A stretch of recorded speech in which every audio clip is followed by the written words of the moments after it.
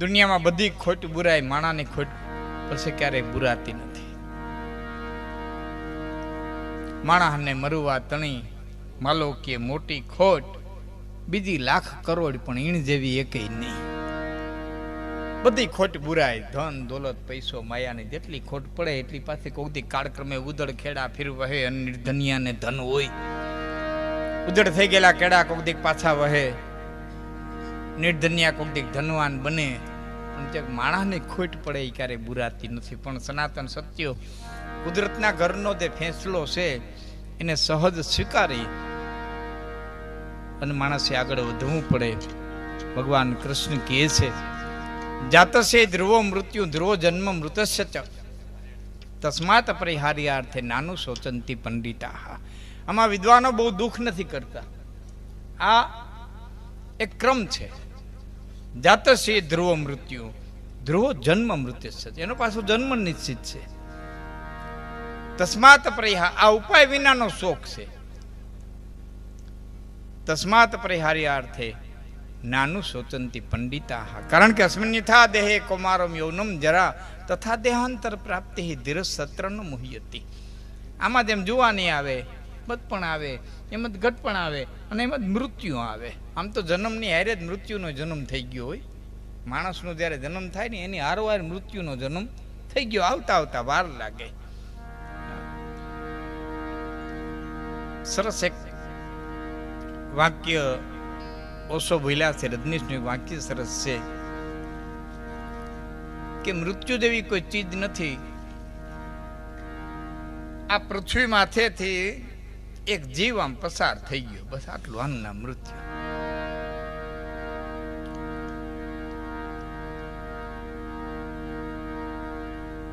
માત્રા સ્પર્શાંત કોંતેય, ભગવાન કૃષ્ણ કહે છે કે માત્રા સ્પર્શાંત કોંતેય શીતોષ્ણ દુઃખદા આગમાં પાયુનો નિત્યાંતાંતિક સ્વ ભારત. આ બધું સંસારની માલિકો આવે. આ લોકનું નામ જ અસુખમ ઇમમ લોકમ. અહીં સુખ છે જ નહીં, સુખ માની અને રહ્યો. આ લોકનું નામ જ કૃષ્ણ કહે છે અસુખમ ઇમમ લોકમ. દુઃખ છે એમ નથી કીધું, પણ અસુખ વાળો છે. સુખ માનીને રહેવાનું અને એમાંથી રસ્તો આપણે કાઢી લેવાનો. ગમે એવું આવે, ગમે વિપત્તિ આવે, ગમે એ આવે, પણ એમાંથી રસ્તો આપણે આપણી રીતે કાઢી લેવો પડે. માત્ર સ્પર્શાંત કોંતેય, શીત ઉષ્ણ સુખદા અને દુઃખદા. આ બે છે ને એ સુખ અને દુઃખ આપનારા છે. જે અગ્નિ છે શિયાળામાં વાલી લાગે, એને ઉનાળામાં કડવી ઝેર જેવી લાગે. જે વરસાદ છે ચોમાસામાં વાલો લાગે, એનું અટાણે માવઠા થયા તો કડવો ઝેર જેવો લાગે. એકની એક વસ્તુ માણસના ઉપયોગ પ્રમાણે સુખ અને દુઃખ દાયક બને છે. જે સુખદાયક છે એ દુઃખદાયક બને. આપણે એમ કહીએ, હાવ સાદી ભાષામાં કહીએ તો તમામ સુખ છે ની અંતે દુઃખ જ બને છે. આવે તો સુખના રૂપમાં જ આવે. એની મજબૂરી છે, દુઃખનો કોઈ સ્વીકાર ન કરે એટલે સુખનું ઓઢણું ઓઢીને આવે.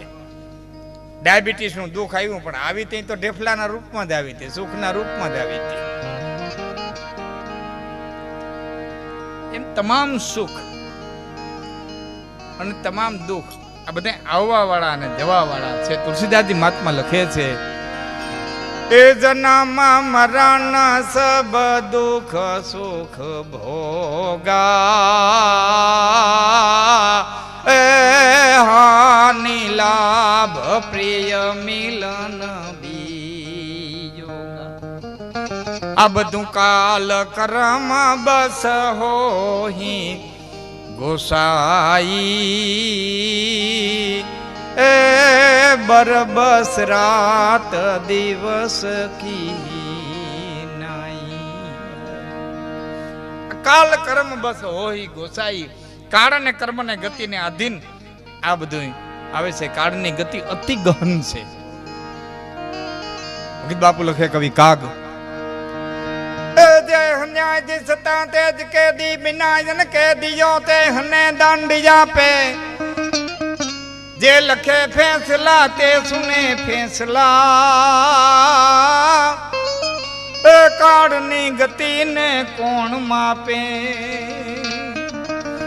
આમાં કોઈ વાંચે નહીં, કોઈ પહોંચે નહીં, કેમ એની ગતિ જાય જાણી. એ કાગ હસતા અને કાંઈક રોતા હતા. પછી ફેંસલો માનતા સર્વ પ્રાણી. કોઈ જાણી લીધું છે, એને દાંત કાઢતા કાઢતા સ્વીકાર્યો છે, અને કોઈ અજ્ઞાની છે તેને રોતા રોતા સ્વીકાર્યો છે. પણ કાળના ફેંસલાને સ્વીકારવો પડે અને સ્વીકારવો.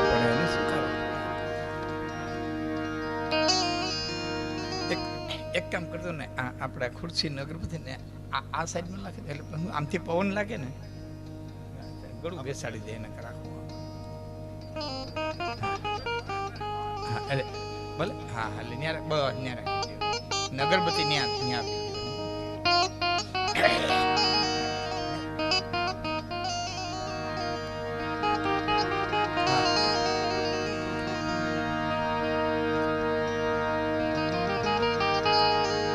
કાગ હસતા અને કાંઈક રોતા હતા. એ ફેંસલો માનતા સર્વ પ્રાણી. કોક રોતા રોતા. કંસને ખબર હતી કે હાથમે દિવસે, માફ કરજો, દેવકીનું 8મું સંતાન અને મને મારવાનું છે. પરીક્ષિતની ખબર હતી કે હાથમે દિવસે મને તક્ષક કરડવાનું છે. બેયને મોતની ખબર હતી. પરિણામ એ આવ્યું કે પરીક્ષિતે મૃત્યુ સુધારવાનો પ્રયત્ન કર્યો અને કંસે મોતને પકડવાનો પ્રયત્ન